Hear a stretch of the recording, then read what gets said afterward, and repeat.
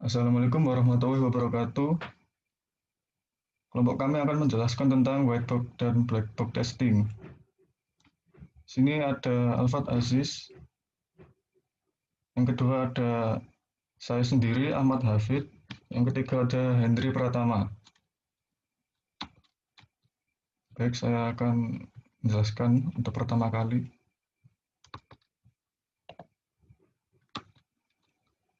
White box testing.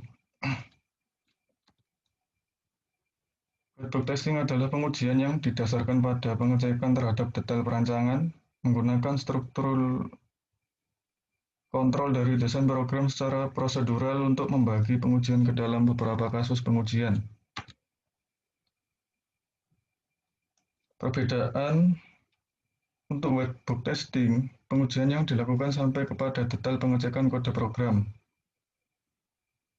Kegiatan testernya yaitu melihat kode program, membuat test case untuk mencari kesalahan, bugs, error dari kode program yang dibuat oleh programmer.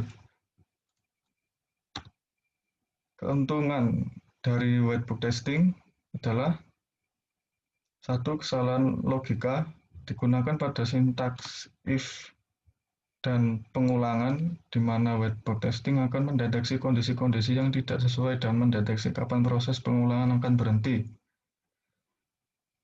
Yang kedua, ketidaksesuaian asumsi, menampilkan asumsi yang tidak sesuai dengan kenyataan untuk dianalisa dan diperbaiki. Ketiga, kesalahan ketik, mendeteksi bahasa pemrograman yang bersifat case sensitif. Untuk selanjutnya akan dijelaskan oleh Hendri. Ya, terima kasih Mas Hafid. Untuk kelemahannya white box testing ada 3, yaitu sangat mahal untuk dilakukan karena membutuhkan tester atau penguji yang terampil untuk melakukan pengujiannya. Kedua, pada perangkat lunak yang jenisnya besar, metode white box testing ini dianggap boros karena melibatkan banyak sumber daya untuk melakukannya. Yang ketiga, tidak memperdulikan tampilan UI aplikasinya. Selanjutnya, teknik dalam white box testing ini ada 3 juga. Pertama, basis path testing. Basis path testing merupakan metode yang memungkinkan rancang test case untuk membuat pengukuran kompleksitas logikal dari rancangan prosedural dan menggunakan pengukuran ini sebagai panduan untuk mendefinisikan himpunan basis dari jalur eksekusi. Kedua, flow graph. Flow graph merupakan notasi sederhana untuk mempresentasi control flow. Ketiga, cyclomatic complexity. Cyclomatic complexity digunakan untuk mengetahui jumlah jalur yang perlu dicari. Cyclomatic complexity adalah metrik software yang menyediakan ukuran kuantitatif dari kompleksitas logikal program. Selanjutnya, studi kasus. Ini adalah contoh studi kasus dari white box testing. Selanjutnya, white box testing. Pengertian dari white box testing sendiri adalah pengujian yang dilakukan hanya untuk mengamati hasil eksekusi melalui data uji dan memeriksa fungsional dari perangkat lunak. Untuk selanjutnya saya akan memberikan kepada Mas Alfat Aziz. Baik, terima kasih Henry. Jadi di sini presentasi akan saya lanjutkan. Untuk black box sendiri, pengujian yang didasarkan pada detail aplikasi seperti tampilan aplikasi, fungsi-fungsi yang ada pada aplikasi, dan kesesuaian alur fungsi dengan bisnis proses yang diinginkan oleh customer. Jadi itu merupakan perbedaannya dari white box testing ini ya. Nah, pengujian ini tidak melihat dan menguji source code programnya. Lalu kegiatan testernya, yaitu yang pertama membuat test case untuk menguji fungsi-fungsi yang ada pada aplikasi. Lalu yang kedua, membuat test case untuk menguji kesesuaian alur kerja suatu fungsi di aplikasi dengan requirement yang dibutuhkan customer untuk fungsi tersebut. Lalu yang ketiga, mencari bugs atau error dari tampilan interface aplikasi.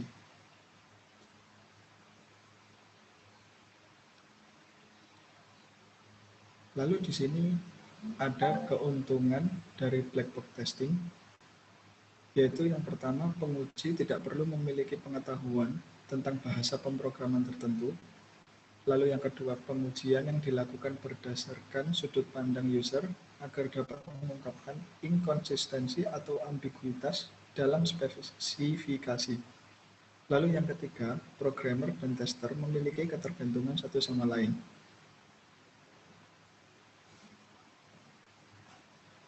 Lalu ada kekurangan black box testing, yaitu yang pertama, uji kasus sulit didesain tanpa spesifikasi yang jelas.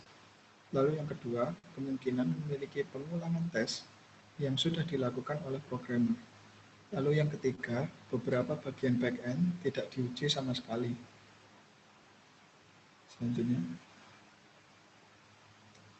Lalu ada teknik dari black box testing sendiri, yaitu yang pertama ada equivalence partitioning.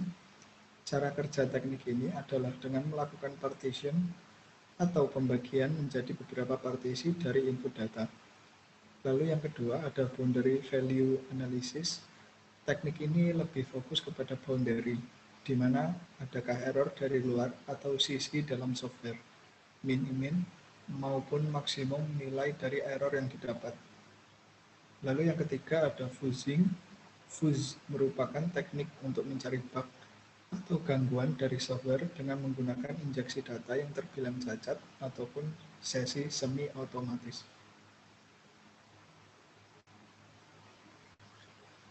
Lalu ada cause effect graph.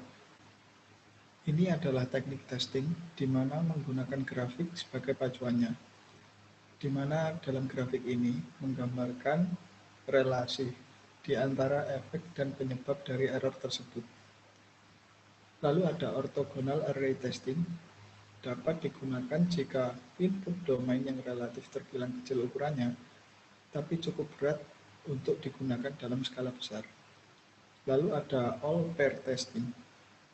Nah, di teknik ini semua pasangan dari test case didesain sedemikian rupa agar dapat dieksekusi semua kemungkinan kombinasi diskrit dari seluruh pasangan berdasar input parameternya. Tujuannya yaitu adalah memiliki pasangan test case yang mencakup semua pasangan tersebut. Lalu ada state transition. Testing ini berguna untuk melakukan pengetesan terhadap kondisi dari mesin dan navigasi dari UI dalam bentuk grafik.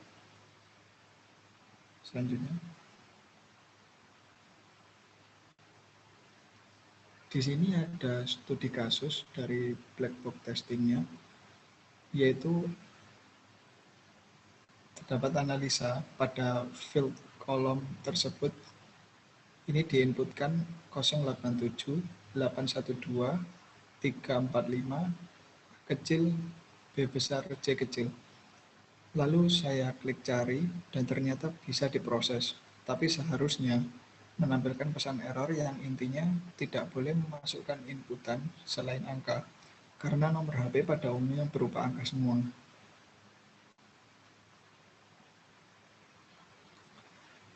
Sekian dan terima kasih telah memperhatikan presentasi dari kami. Kurang lebihnya mohon maaf. Assalamualaikum warahmatullahi wabarakatuh.